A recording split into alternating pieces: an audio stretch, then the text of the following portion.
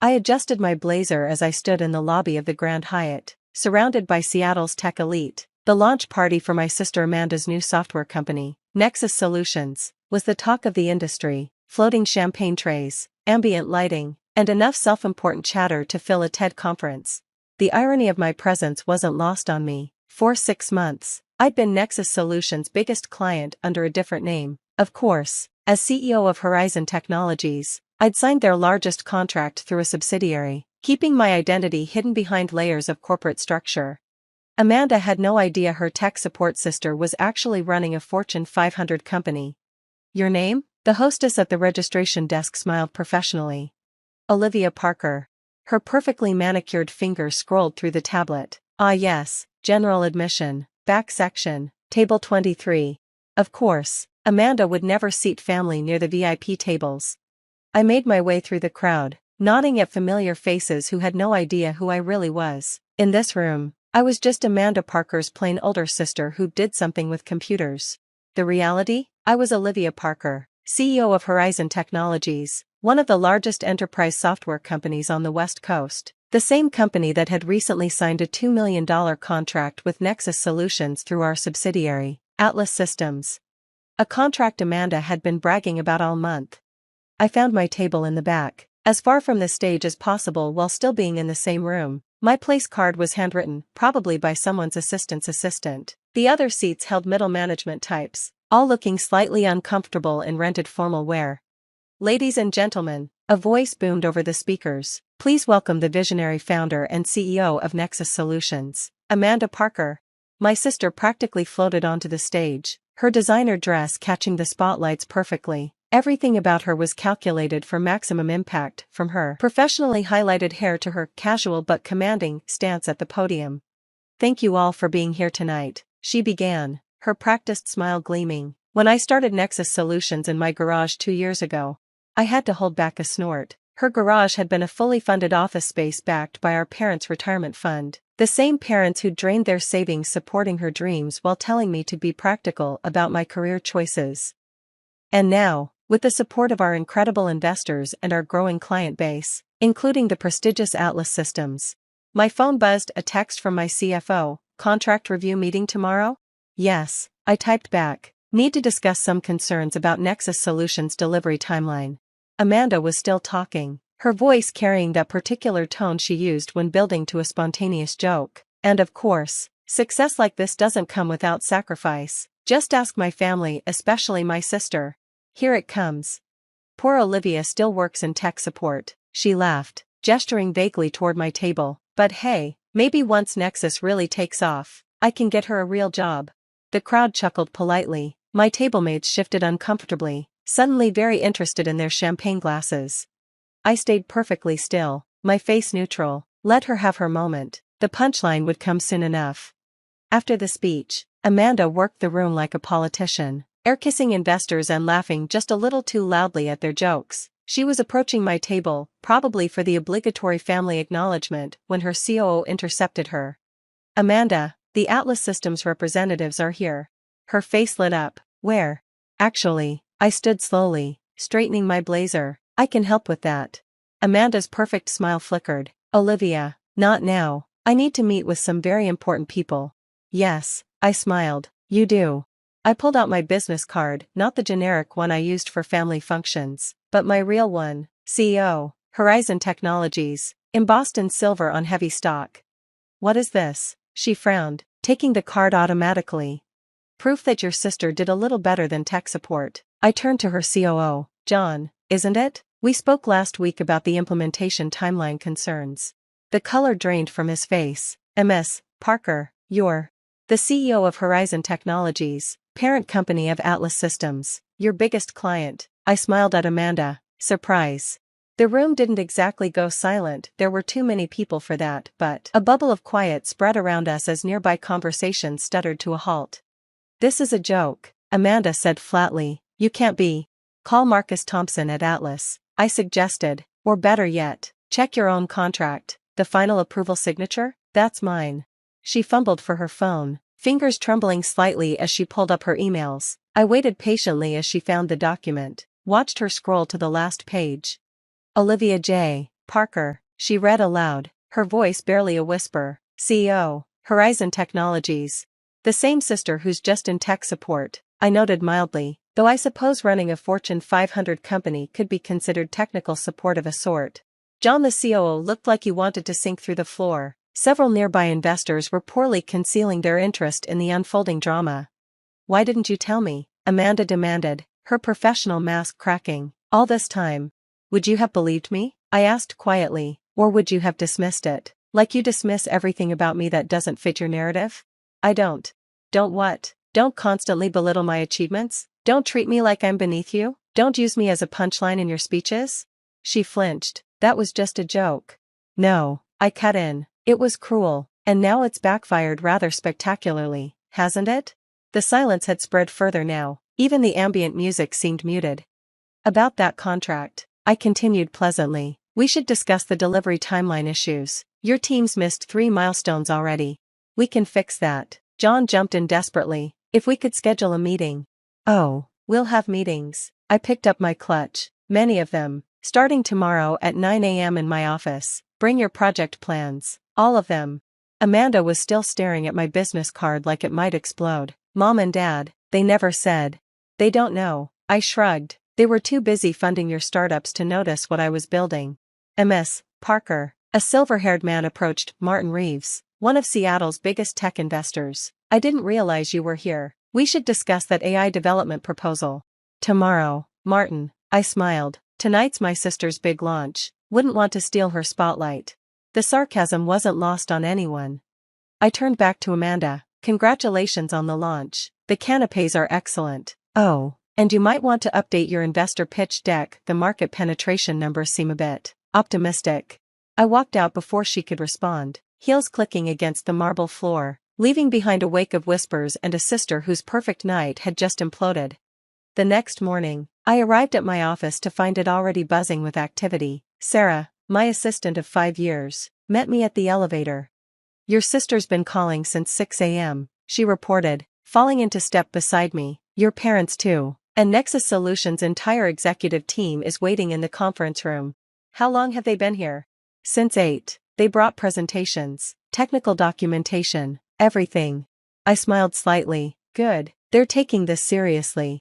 There's something else. Sarah hesitated. Your sister, she's in your office. Of course she was. I found Amanda pacing by my floor-to-ceiling windows, still wearing yesterday's makeup but with different designer clothes. She spun when I entered. How long? She demanded. How long have you been running Horizon? 6 years as CEO. I founded the company 10 years ago.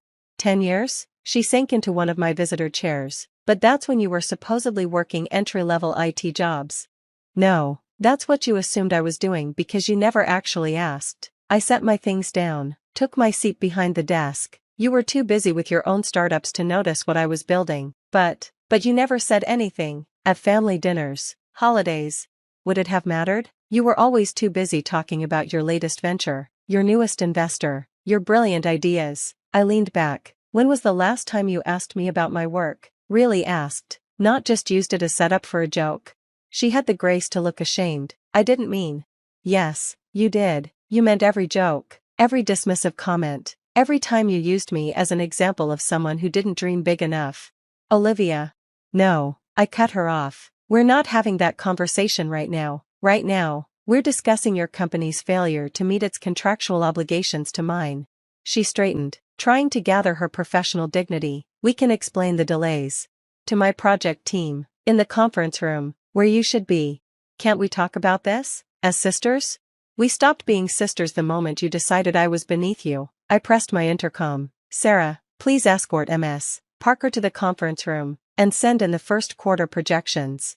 After she left, I sat quietly for a moment, looking at the Seattle skyline from my office. 10 years of building this company, 10 years of letting my family think I was just getting by, 10 years of listening to Amanda's condescension. My phone buzzed. Mom, again. This time, I answered.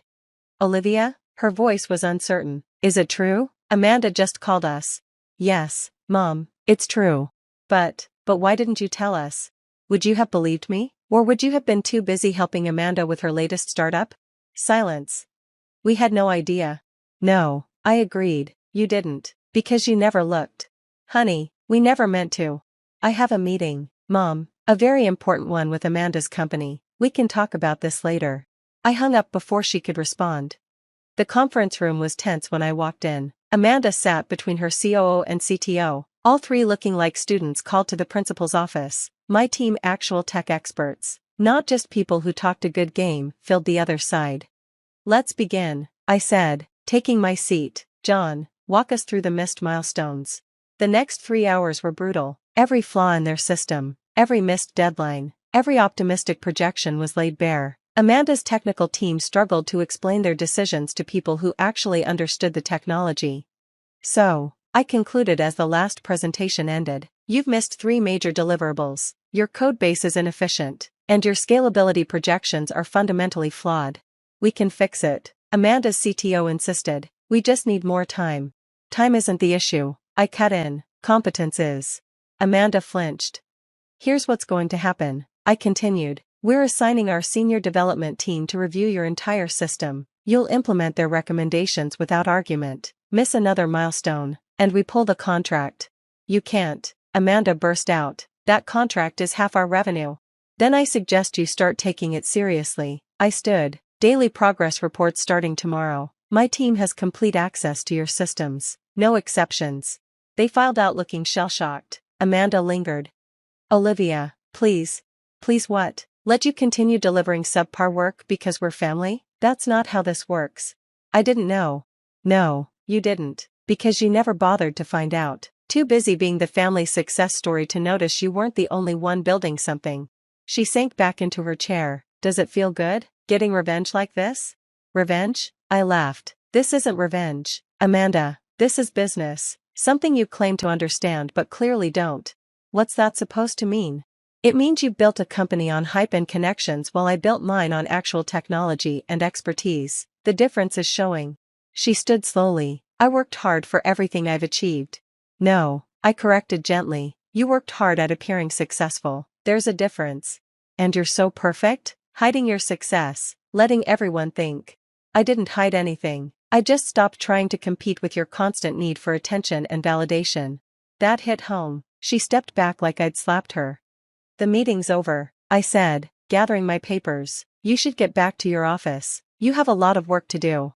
After she left, I went back to my office and pulled out an old photo, me and Amanda as kids. Before competition and comparison had driven us apart, we were both smiling, genuine smiles without artifice or agenda.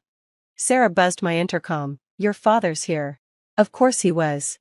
Dad looked older than I remembered, standing awkwardly in my office doorway. Don was the confident businessman who'd always treated my career choices with benign neglect.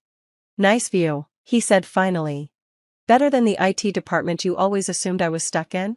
He winced. We should have asked more questions. Yes, I agreed. You should have. Your mother's upset. Because she finally has to face how she treated me? Or because Amanda's perfect image is cracking? He sat heavily in a visitor chair. Both, probably. He looked around my office. How did we not know? All these years.